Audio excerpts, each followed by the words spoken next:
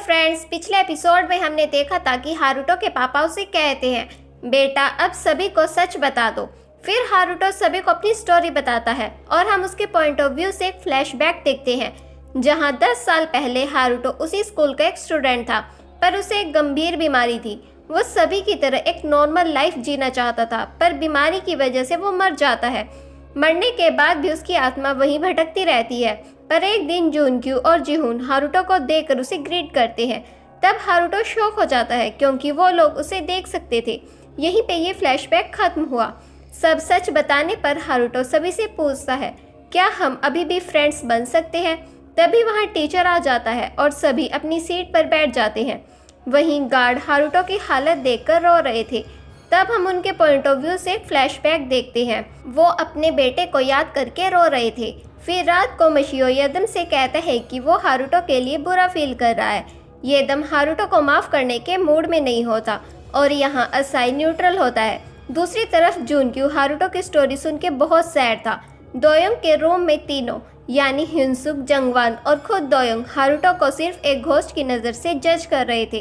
तभी दोयोंग को उसके पापा का मैसेज आता है कि क्या उसे उसके टीचर का रिकमेंडेशन लेटर मिला।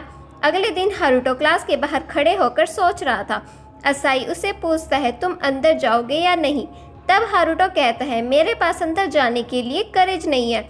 असाई उसे कहता है, तुम बुरे घोस्ट तो नहीं लगते।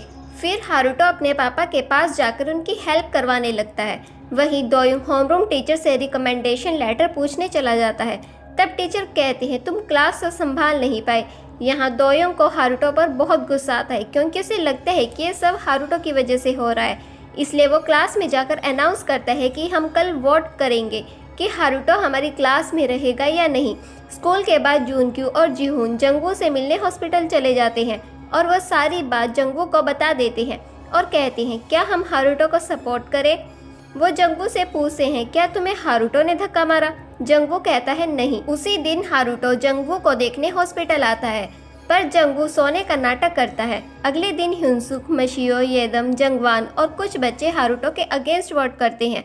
बाकी के बच्चे जैसे योशी, जेयुक, जुनक्यू, जिहोन और कुछ बच्चे हारुतो को सपोर्ट करते हैं, पर असाई वोट नहीं करता, जिसकी वजह से दोनों तरफ इक्वल वोट हो जाते हैं। तभी वहाँ जंगवू आता है और वो हारुतो को सपोर्ट करता है। फाइनल वोट देकर असाई डोर ओपन करके हारुतो को क्लास के अंदर आने के लिए कहता है और दोयोंग गुस्से से बाहर चला जाता है। वहीं ऑफिस रूम में होमरूम टीचर दूसरे टीचर से हारुतो के मार्क्स पूछते हैं। तब वो टीचर उनसे पूछते हैं कि हारुतो कौन है, जिससे होमरूम टीचर कंफ्यूज हो जाता है।